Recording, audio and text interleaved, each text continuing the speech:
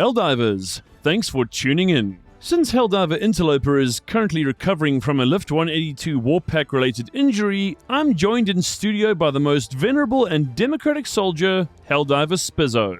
Welcome. A pleasure to be here, Vanguard. We wish Helldiver Interloper a speedy recovery, and we promise we'll reattach your missing arm as soon as we find it, of course. Indeed, Spizzo. Now, the Control Group Premium Warbond is finally out and available for requisition system-wide. And, lucky for you, we got an early sneak peek at all of it.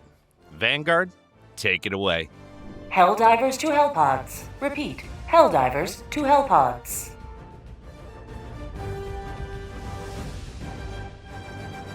Let's start with the armor sets, which look highly experimental and ready to keep our troops safe across alien worlds. As for the Adreno-Defibrillator passive, it reminds me a lot of the Integrated Explosives passive from the Servants of Freedom Warbond. I never really thought about it that way, but I see what you mean. Basically, the Adreno-Defibrillator will bring a Helldiver back to life for a short period of time, and by using stims, you can extend your very temporary lifespan. Now, this all sounds good on paper and is very useful for when you get taken down when using a console or you want to get something completed for a mission. But there's a major drawback. Okay, let's hear it. Well, the issue is you move really slowly, and the chest bleed effect makes you lose health really quickly. Even vitality perks don't really help. The Ministry of Science needs to make this passive provide better movement speed and less bleeding to make it really worthwhile. That's super unfortunate. I don't think I'll be using that one anytime soon. Doesn't mean it's useless and can really come in clutch when you're in a bind, but beyond that, I'm honestly not really sure. Let's move on to the PLAS-98 Laser Sentry. In all truth, this thing is amazing and incinerates enemies efficiently. This has to be one of my favorite parts of this warbond. Is it best used for certain factions? Well, actually, I think it's great against all enemy types, but it may be less effective against bugs since some of the jumpy ones may evade the laser more easily.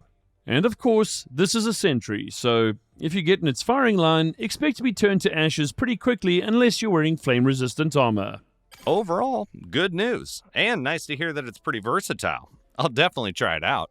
Okay, now onto this ridiculous Napoleonic Wars era-inspired primary, the VG-70 variable. Super sacre bleu, Vanguard. So this thing has 3 firing modes, automatic, volley, and total. It even comes with 3 different bullet sizes. Variable indeed. The auto mode makes it fire like a standard assault rifle, so nothing really special there. Volley mode actually lobs your shot a little and is pretty satisfying to use. And then we get to the total mode where you can fire any remaining rounds in the variable all at once. Absolutely insane. I don't think using total mode while running would be very smart, but to each their own. Not at all. In fact, you won't even want to stand with it, or you'll be launched backward and into the ground. Go prone and aim carefully for the best results here. Don't know if it'll become a staple in my armory, but it sure is fun and is great for entertaining your squad mates. Can recommend, if only for the dopamine hits it delivers. All those modes, reticle zooms, and ammo sizes really makes the variable a ranged Swiss Army knife on the battlefield. Right, now for the new support weapon, the PLAS-45 Epoch. I gotta tell you, Spizzo, this one needs a lot of tweaking. That's sad to hear, but please, go on. Well, it just doesn't really do a lot of damage, and because you have to stop to reload it, it makes combat really tricky. When you land the shot, it feels good, but the scope and where your projectile goes aren't exactly too well aligned, in my opinion. So, you're not going to replace your autocannon? What a ridiculous question. Nothing could ever replace Bertha. Never. I'm sorry. Did you just say Bertha? I have my reasons for the name, Spizzo. Now we're on to the main event and what I'd call the highlight of the Control Group Warbond, the Lift 182 Warp Pack. So, how does it work? Patience is democratic, Spizzo. So it seems to take 3 warps before you go boom. I got Helldiver Dead Meat to try it and, well, rest in patriotic pieces, soldier. A similar fate to Helldiver Walleye. Tragic. Yes. Anyway, the warp pack has an indicator to tell you what kind of effect a given warp jump may have on you.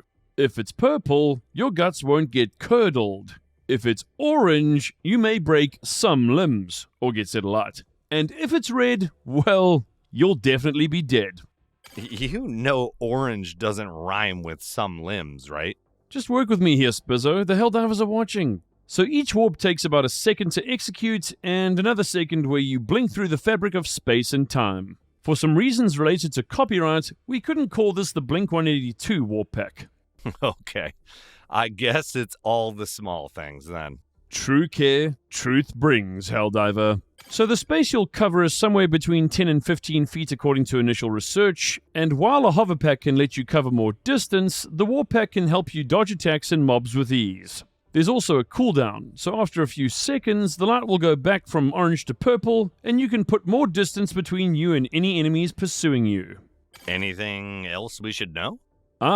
Best of all, the warp pack lets you warp through walls and other obstacles, so it's great if you want to make a quick escape and protect yourself from enemies. It's an awesome feature. Oh, that's a game changer. I'm definitely trying this out as soon as I can.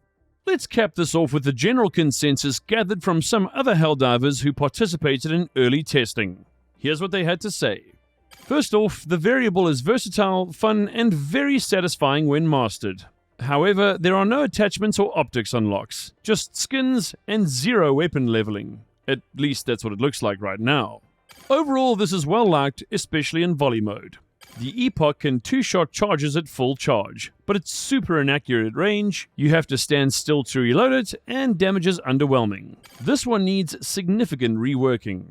The new arc grenade is amazing against the illuminate and clustered enemies. It's a lot of fun and very powerful, so a great grenade. As mentioned, the warp pack is great for bypassing obstacles and opens up new approaches to combat. However, if you warp into a large enemy, you'll die instantly, and there's no failsafe. It's also highly situational. That said, it's one of the best parts of the Warbond for sure. The Adreno-Defibrillator passive is great for emergencies or last-ditch attempts, but bleed out is too fast, you need to spam stims, you can barely move, and it's just not worth the trouble. It's an interesting idea, but needs reworking to make it feasible. And the armor sets offer arc resistance and an increase to stim duration, but paired with the passive, they're a little disappointing from a practical perspective right now. They really do look amazing, though. And the capes are really something else. Indeed, Spizzo. I don't think I can fault this Warbond from an aesthetics perspective. 10 out of 10, at least in my opinion. So, here's my final score based on current stats and my experience. A thumbs up for the VG70 variable since it's got great utility and is super fun to use. The Epoch gets a thumbs down though. It's unreliable, inaccurate, and not great as a support weapon. The arc grenade is a thumbs up and absolute fire. An excellent addition to any arsenal. The warp pack is a big thumbs up. While it comes with its risks, it's an amazing traversal tool. The laser sentry is super versatile and effective, so it's a thumbs up from me. As for the armor passive, sadly it's a thumbs down right now. I personally won't be using it. A great Warbond all around, that's for sure. So what's the score then, Vanguard? Well, Spizzo, I'd give it a C for capitalism, but since the warp pack and laser sentry are so awesome, I'm bumping it up to B for bureaucratic. A most patriotic score, indeed, Vanguard. We're eager to hear what you have to say about the Warbond, Helldivers. Do you agree with my takes and the general consensus of other early test subjects? Also, don't worry about Interloper. We'll find his upper torso. Eventually. Hey, that's classified. Oh, right. Anyway, thanks for tuning in, Helldivers. We'll see you again soon. You take us out on this one, Spizzo. I appreciate that. And as always, thank you, Helldivers. This is the SES signing off. And as always, for Super Earth and democracy.